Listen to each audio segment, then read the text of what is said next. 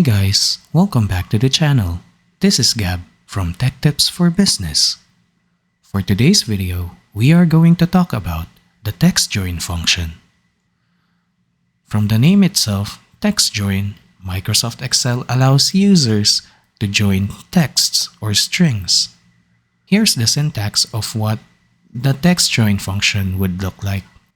To further explain this function, let's get right into an example. For the first example, we are given 4 texts. We are in need of a result that allows us to combine these texts. Let's go ahead and type the TEXTJOIN function. For the first term, delimiter, it is used to determine which divider we are going to be inserting in between the text that we are combining. For now, let's go ahead and put space by indicating double quotation marks on the sides of the space. For the next term, which is ignore empty, it allows the user to indicate whether to ignore empty cells or include empty cells within the results. For now, let's put true so we can ignore the empty cells.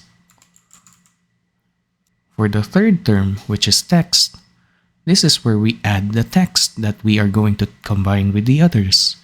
For now, each text shall be separated by a comma. As long as we want to add more, just keep on inserting comma until we reach the last term. And there we go. Since we reached the last term, let's go ahead and close it with a close parenthesis and press enter. This is what it should look like. Now, to apply this to other rows, let's go ahead and drag it down from the lower right corner of the selected cell. And there we go.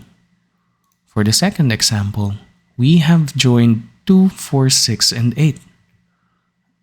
As for the third example, we have joined Tech Tips for Business with spaces in between them to separate them. And for the last term, we have 2 blank cells in our problem.